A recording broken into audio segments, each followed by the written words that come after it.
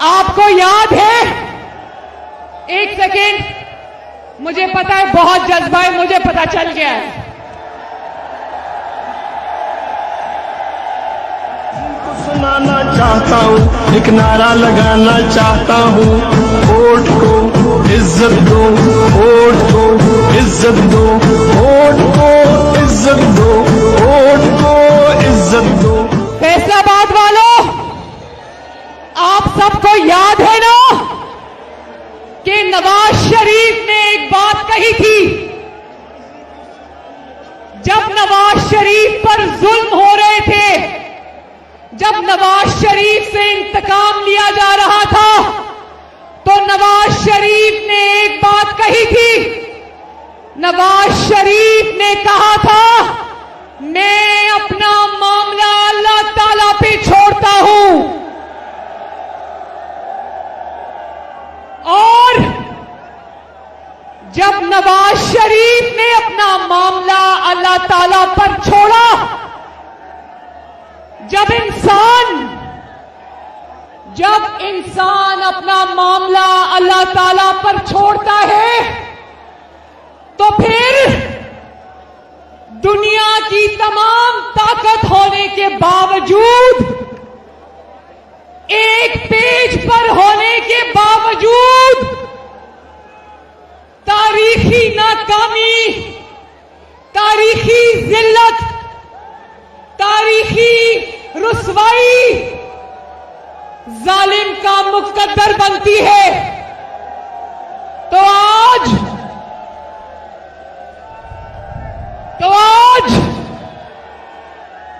बताओ फैसलाबाद वालों, खल्के खुदा से सवाल पूछना चाहती हूं, मुझे जवाब दो कि क्या आज नवाज शरीफ के मुखालिफिन को अल्लाह ताला ने इबरत का निशान बनाया या नहीं? हाथ उठा के गवाही देते हो? मैं बताती हूं कैसे। एक एक करके, ये जरा म्यूजिक बंद करें प्लीज, म्यूजिक बंद करें प्लीज। आज फैसलाबाद के सामने एक एक करके सब चीजें रखूंगी, जिसके बाद ये पता चलेगा कि जिसने अपना मामला अल्लाह ताला पे छोड़ दिया, अल्लाह ताला ने उसको किस तरह सुरखरू किया, और जालिम को अल्लाह ताला ने नाकाम और नामुराद कर दिया ताकत के बावजूद। तो एक शख्स था, एक मिनट फैसलाबाद वालों, एक बात करनी है। एक शख्स था जिसका नाम था इमरान खान। वो कहा करता था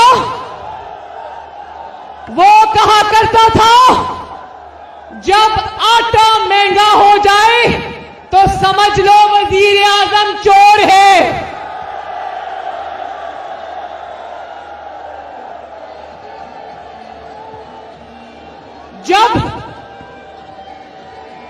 जब चीनी महंगी हो जाए तो समझ लो, जीशान इसको खोलो बेटा, क्या लिखा है इस पर?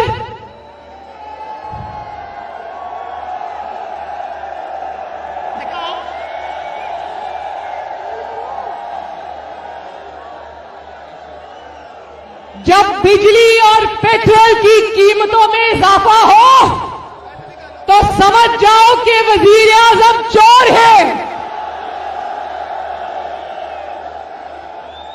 नवाज शरीफ के दौर में चीनी 50 रुपए किलो थी, आज सिर्फ 3 साल के बाद चीनी 120 को भी क्रॉस कर गई। तो फैसलाबाद वालों बताओ चोर कौन हुआ?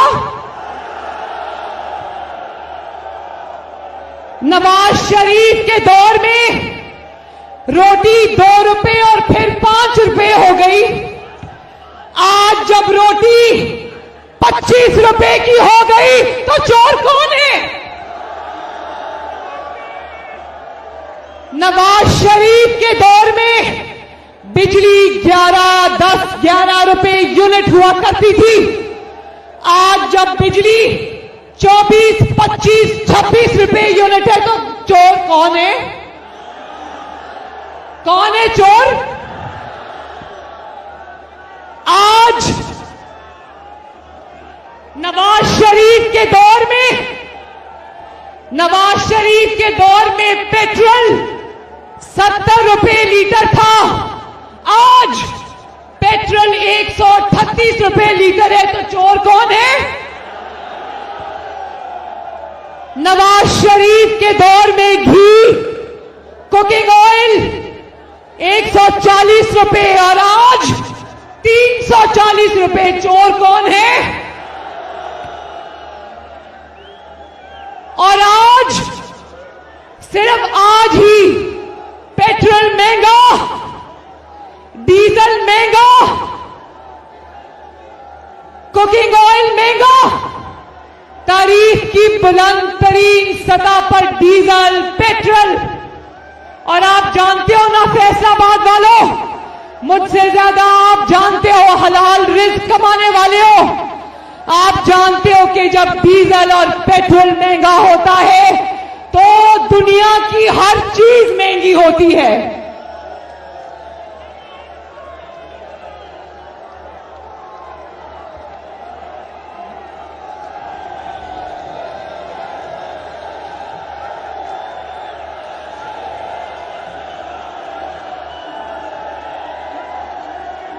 इमरान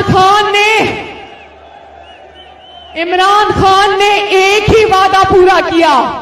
पता है कौन सा वादा? इमरान खान ने जो वादा पूरा किया वो यही था कि मैं इनको रुलाऊंगा। उसने पूरी कौम को रुला दिया। आज घरों में बैठी खवातीन, बुजुर्ग, कमाने वाले मर्द, बच्चे सब इमरान खान को झोलियां उठा उठा के बद्दुआएं दे रहे हैं। बिजली का बिल दे तो पेट्रोल डलवाने के लिए पैसे नहीं, अगर पेट्रोल डलवाएं तो दवाई के लिए पैसे नहीं, अगर रोटी खाएं तो गैस का बिल देने के लिए पैसे नहीं। तो नवाज शरीफ साहब ने मुझे फोन किया आज जब मैं फैसलाबाद के रास्ते में थी। उन्होंने कहा मेरी तरफ से भी अवाम से हमदर्दी का इजहार करना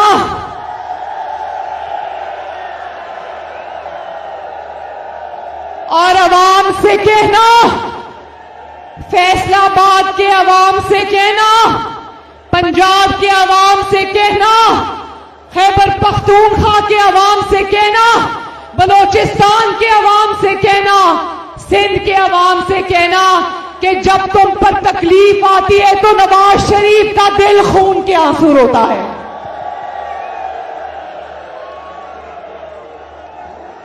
और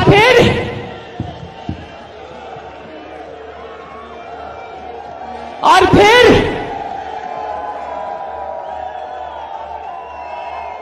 सिर्फ फैसलाबाद वालों और सिर्फ महंगाई करके इनको ठंड नहीं पड़ी, महंगाई करके इनको तसल्ली नहीं हुई। ये इतने बड़े बेहिस लोग हैं कि जब पेट्रोल और डीजल की कीमत में इजाफा करते हैं तो ऐसे करते हैं जैसे आवाम को 2 नफल शुक्राने के पढ़ने चाहिए कि इमरान खान ने आवाम की 7 नस्लों पर बड़ा एहसान किया, सिर्फ 12 रुपए कीमत बढ़ाई है।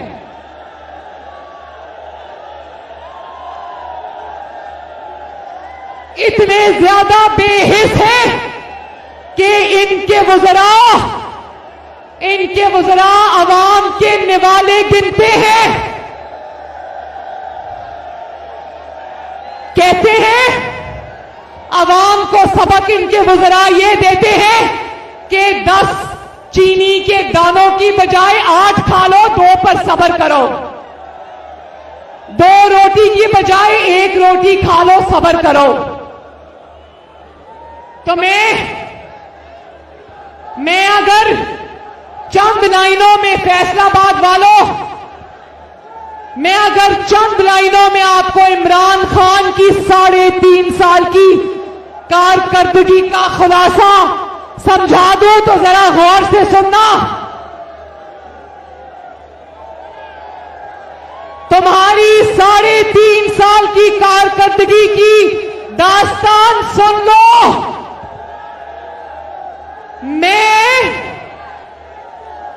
मैं अगर इमरान खान अवाम से ये कहता है कि मैं अगर आटा सब्जी महंगी कर दूं तो आपने खाना नहीं,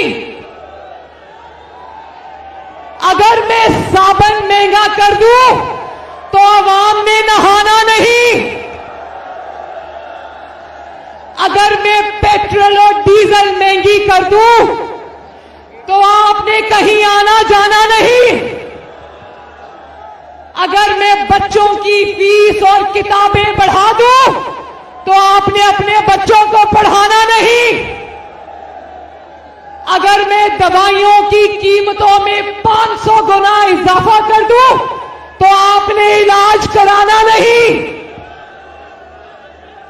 अगर मेरी काबीना, अगर मेरे वुज़रा सब कुछ खा जाए तो आपने उस तरफ आना नहीं। पिछली हुकूमतें चोर थी, आपने इससे आगे जाना नहीं। डट कर झूठ बोलते हुए मेरे वुज़रा आपने शर्माना नहीं। तारीख की बदतरीन करप्शन स्कैंडल चुप, आपने किसी को बताना नहीं। और फिर इस वक्त पूरे मुल्क में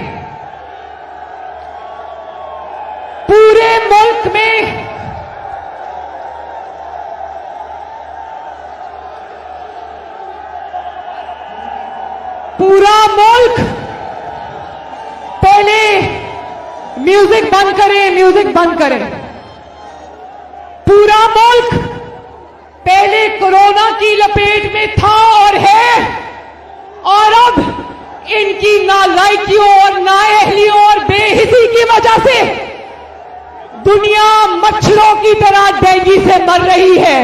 लेकिन मजाल है इस बेहिस हुकूमत को किसी की परवाह हो। नवाज शरीफ, तुम्हारे बगैर लोग रुल गए हैं।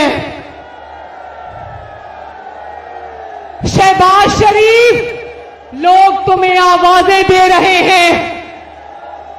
जब डेंगू में स्प्रे कराने वाला आज कोई नहीं, जब शहबाज शरीफ की तरह अस्पतालों के दौरे करने वाला आज कोई नहीं, शहबाज शरीफ की तरह सड़क पे खड़े होकर आवाम में आगाही पैदा करने वाला आज कोई नहीं। और आज जब कोरोना का जिंदगी बचाने वाला इंजेक्शन ब्लैक में 7-7 लाख रुपए का बिकता है, तो लोग शहबाज शरीफ और नवाज शरीफ को आवाजें देते हैं।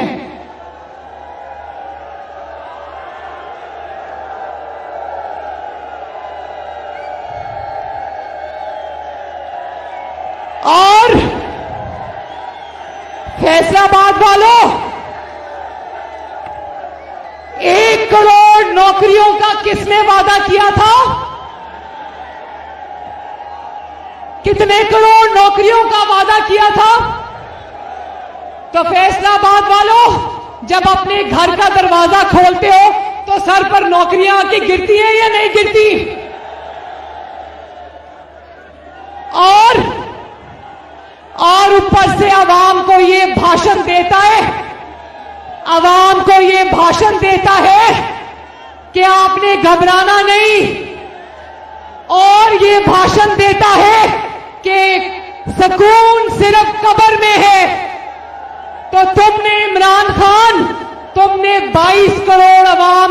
बराबर में पहुंचाने की पूरी कोशिश की है, मगर मारने वाले से बचाने वाला बड़ा है।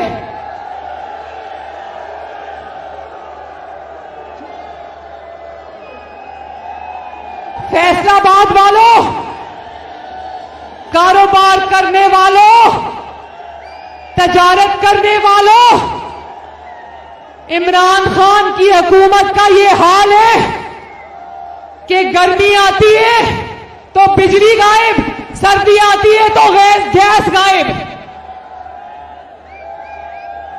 और फिर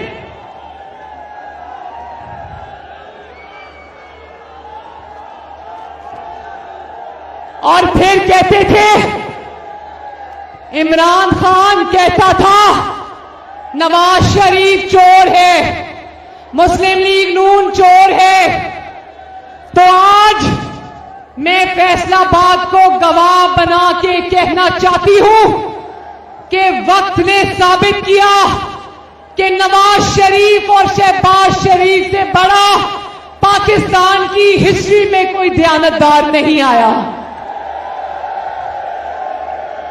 अल्हम्दुलिल्लाह नवाज शरीफ के एहतसाब से पहले इकामा निकला, फिर जस्टिस शौकत अजीज सदीकी की गवाही निकली, और फिर मरहूम जज अरशद मलिक निकला। और जानते हो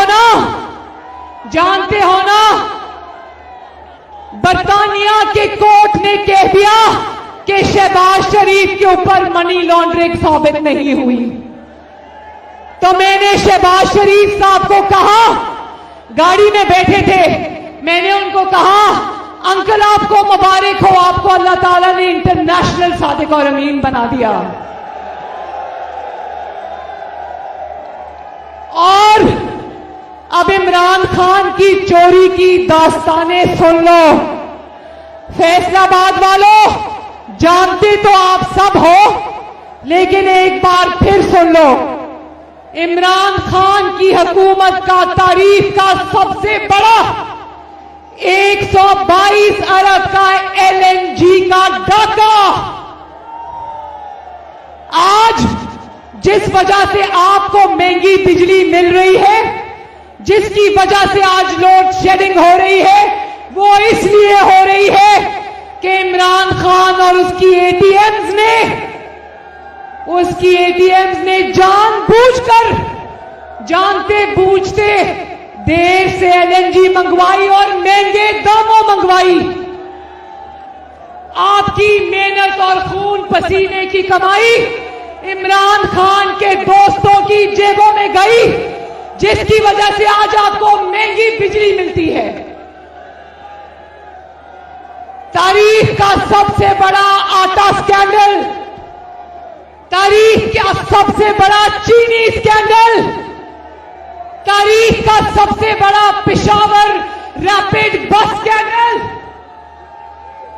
मैं जितने भी स्कैंडल गिनवा दूं, यकीन करो रात के 12 बज जाएंगे, इमरान खान की करप्शन की दास्तानें खत्म नहीं होंगी। और मुखालिफीन पर नैब को इस्तेमाल किया, नैब के जरिए इंतकाम लिया, और अपनी बारी आई, जब अपना हिसाब किताब देने की बारी आई, तो नैब का पूरा कानून ही बदल दिया। तो भाई, तुम नैब का कानून उड़ा दो, तुम उसके चेयरमैन को एक्सटेंशन दे दो, तुम अपने आप को और अपने बुजुर्ग को अब इंतसाब से नहीं बचा सकते। नवाज शरीफ ने, शहबाज शरीफ ने, मुस्लिम लीग नून ने, तमाम लीडरान ने 3-3 नस्लों का हिसाब दिया। और जब तुम्हारी बारी आई तो क्या कहकर चुप कर गए कि मुझे जो गैर मुल्कियों से तोहफे मिले हैं, मैं उनकी तफसील अवाम को नहीं बता सकता, क्योंकि वो गैर मुल्की सरबराह नाराज हो जाते हैं। तो फैसलाबाद वालों, मुझे इस बात का जवाब दो कि जब तुम उन गैर मुल्की सरबराहान से तोहफे लेकर जेब में डाल रहे थे, उस वक्त तुम्हें किसी का ख्याल नहीं आया?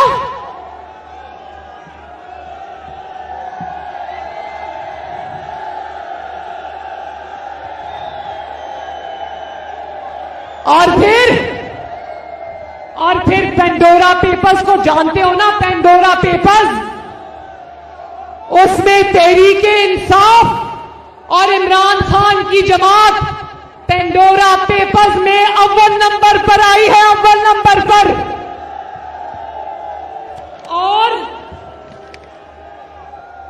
और हमें कौम को क्या सुनने को मिला?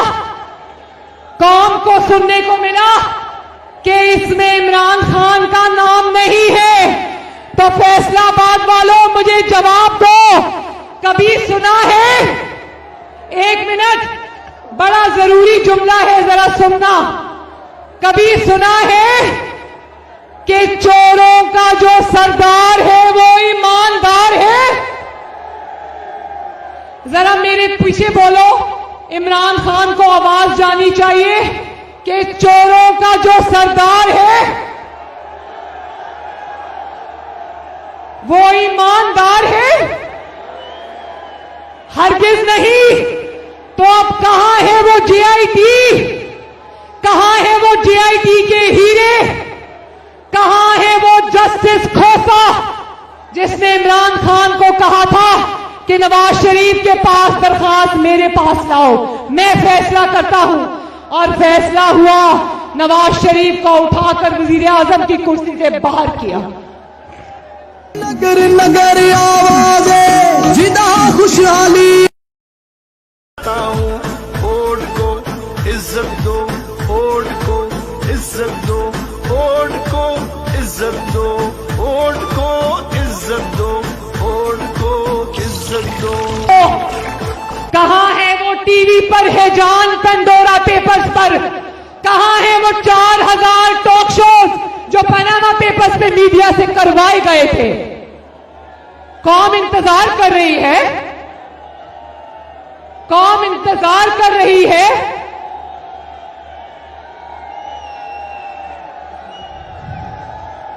और फिर कहते थे मकाफात अमल देखो, फैसलाबाद वालों, उसका मकाफात अमल देखो कि कैसा था कि नवाज शरीफ जब वजीर आजम था तो गैर मुल्कियों के सामने चिट से पढ़ता था, और आज अल्लाह मुझे माफ करे, ये चिट से भी गलत पढ़ता है, चिट से पढ़ता है और गलत पढ़ता है। और नवाज शरीफ के वक्त में तो फॉरेन पॉलिसी ऐसी थी कि पाकिस्तान में, दुनिया भर में पाकिस्तान में इन्वेस्टमेंट आ रही थी, सीपेक बन रहा था, दूसरे मुल्कों के सरबराह चलकर पाकिस्तान आ रहे थे। और इसकी फॉरेन पॉलिसी क्या है कि मोदी मेरा फोन नहीं उठाता और जो बाइडेन मुझे फोन नहीं करता।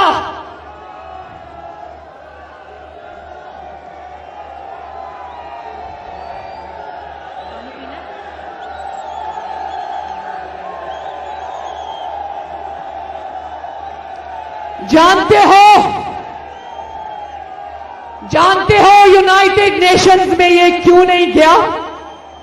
यूनाइटेड नेशंस में ये इसलिए नहीं गया कि कोई दुनिया के मुल्क का सरबराह ना इससे हाथ मिलाने पर तैयार था, ना इसको मिलने पर तैयार था।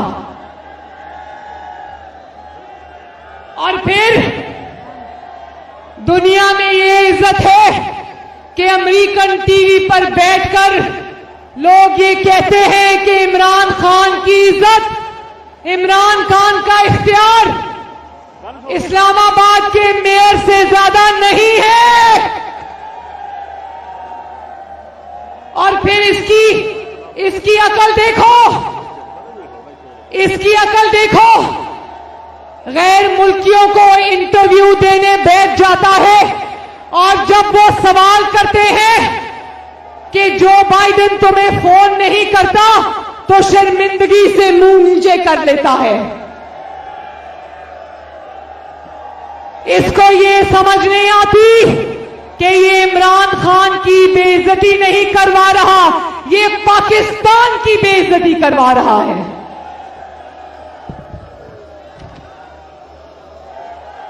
और आखिर में आ जाओ एक बहुत जरूरी बात पर। कहता था फैसलाबाद वालों, ये बात बहुत गौर से सुनने की है। कहता था नवाज शरीफ इदारों से लड़ता है, नवाज शरीफ ने पाकिस्तान की फौज को पंजाब पुलिस बना लिया है। मैं तो पंजाब पुलिस की भी बहुत इज्जत करती हूं, वो भी इस वतन के बेटे हैं, लेकिन याद रखना कि नवाज शरीफ ने जब भी स्टैंड लिया तो आपकी खातिर लिया फैसलाबाद वालों।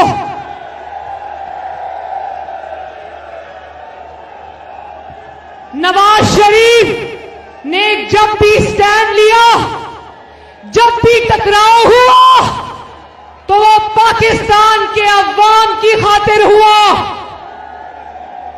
वो आपके वोट की इज्जत की खातिर हुआ, वो प्राइम मिनिस्टर ऑफिस की इज्जत की खातिर था,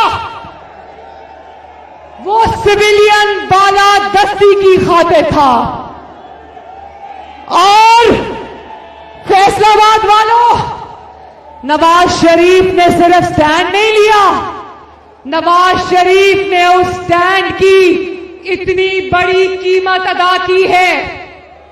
उस स्टैंड की पादाश में नवाज शरीफ ने अपनी 3 हुकूमतें गंवा ली। कितनी हुकूमतें? जेल बर्दाश्त कर ली, बेटी को जेल जाता देख लिया, जमात को जेल जाता देख लिया, अटक किले में कैद की सोबतें बर्दाश्त की, झूठे मुकदमे बर्दाश्त किए, झूठे फैसले बर्दाश्त किए, इंतकाम का सामना किया। और इमरान खान की बारी आई,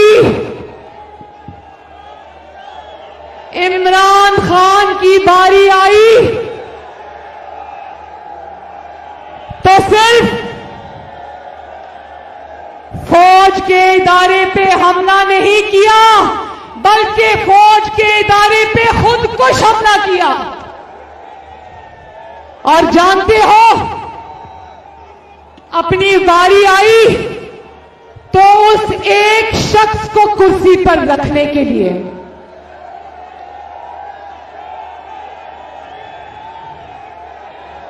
उस एक शख्स को जो कि खुफिया इदारे का सरबराह है, उसको कुर्सी पर रखने के लिए वो शख्स जो तुम्हारी कुर्सी बचाता है, वो शख्स जो तुम्हारी हुकूमत चलाता है, वो शख्स जो तुम्हारे मुखालिफिन को पकड़ता है और मारता है, वो शख्स जो जजेस पर दबाव डालता है, वो शख्स जो अदलिया का चेहरा दागदार करता है, वो शख्स जो जजेस को ब्लैकमेल करता है, वो शख्स जो सहाफियों को अगवा करता है, वो शख्स जो सहाफियों की जुबानें बंद कराता है, वो शख्स जो नौकरियों से सहाफियों को निकलवाता है,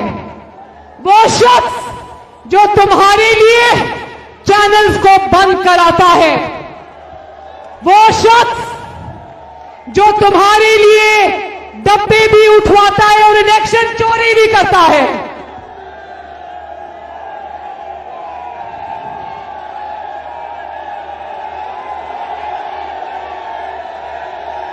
क्या कह रहे हो?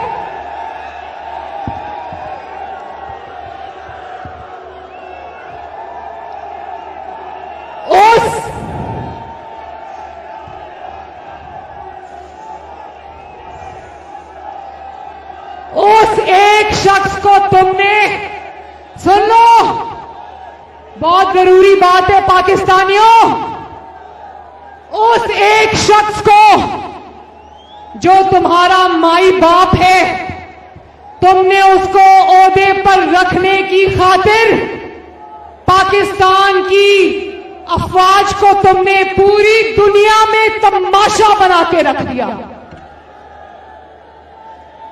उस एक शख्स की वजह से फौज में होने वाली तमाम तकरीरियां हवा में लटक गई। क्या कसूर था?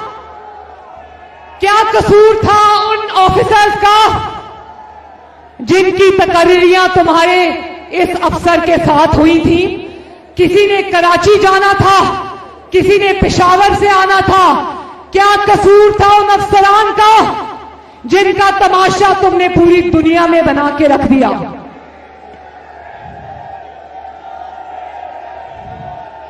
आज उनको समझ नहीं आ रहा, उनको समझ नहीं आ रहा कि चार्ज रखना है या छोड़ना है। क्या सिर्फ यही वजह थी कि तुम अपनी गिरती हुई हुकूमत को बचाना चाहते थे, या ये भी वजह है कि तुम्हारा हिसाब किताब ठीक नहीं चल रहा? आला फौज के आला अफसरान की तकरीरियां जानते हो कैसे हो रही है? फौज की तकरीरियां वजीर आजम नहीं कर रहा, कोई और नहीं कर रहा, इदारे नहीं कर रहे। फौज की तकरीरियां जिन भूत कर रहे हैं।